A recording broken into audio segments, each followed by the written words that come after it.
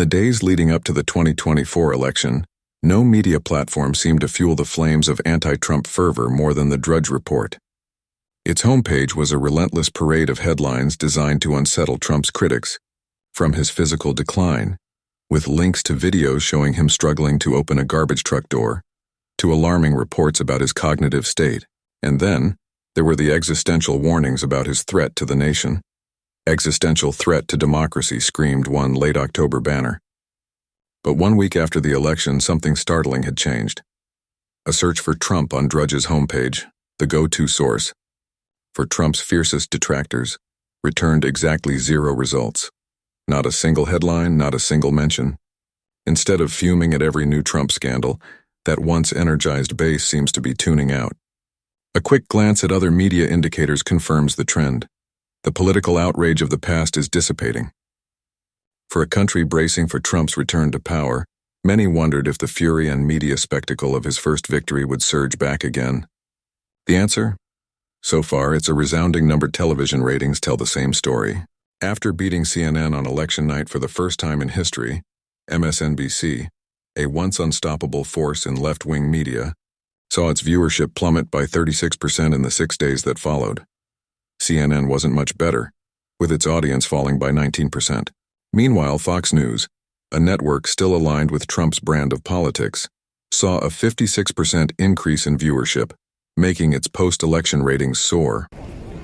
Meanwhile, there are signals of a mass exodus from Elon Musk's X, formerly Twitter, a platform that has become synonymous with far-right content. High-profile media figures like MSNBC's Nicole Wallace and NPR's Kai Ryssdal have announced they're pulling back, citing a need for self-preservation. Even journalist Aaron Rupar, whose left-leaning videos once went viral, has seen his follower count drop by 40, Giorgio Zero, largely attributed to like-minded users fleeing the platform. In fact, The Guardian has made the decision to stop posting to X entirely, turning instead to rivals like Blue Sky, a platform now growing in prominence, partly because of its association with progressive voices. The shift isn't just about platform loyalty, it marks a profound change in the political landscape. The furious energy of post-2016 resistance, which fueled protests and media subscriptions, seems to be waning. The 2024 election has left many progressives with a sense of resignation rather than rebellion, unlike the 2016 shock, where Trump's victory ignited a storm of outrage. This time, the public seems more resigned to his legitimacy. The protests are smaller, quieter, less likely to erupt into the same frenzied battle cry for justice. A sign of that change is the stunningly low interest in anti-Trump books. In 2016, the publishing industry was flooded with bestsellers attacking the new president. But in the wake of Trump's return to power, literary agents are finding themselves exhausted at the very thought of more anti-Trump narratives. One agent summed it up bluntly. It's like walking out of the stadium in the fourth quarter when your team is down and they've played like crap all day. No one's got the energy for another 4 years of this.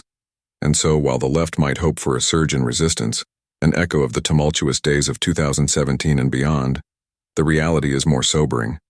There is no wave of anger to ride. In fact, it seems that for many the fight has been replaced by flight. The intense political engagement of 2016, while energizing in the moment, did little to build a lasting infrastructure for resistance. Protests, for all their passion, were largely centered on identity-driven issues rather than uniting the broader electorate. Similarly, the media's obsession with language and message often obscured more pressing issues. The truth is, the left has learned the hard way. Media outrage doesn't win elections. And if this post-election period is any indication, we might not see the same level of outrage in the streets or on the airwaves this time around. If Trump's second term is to be met with serious resistance, it won't come from the same old headlines or viral hashtags. It will come from something much more real: the weight of his actions, his policies, and his presidency, which, for better or worse, are already on the horizon. The left's silence then is deafening, and the question is, will the resistance rise again, or has it already been defeated by the sheer exhaustion of its own intensity? Only time will tell, but for now one thing is certain: the fight is no longer the same.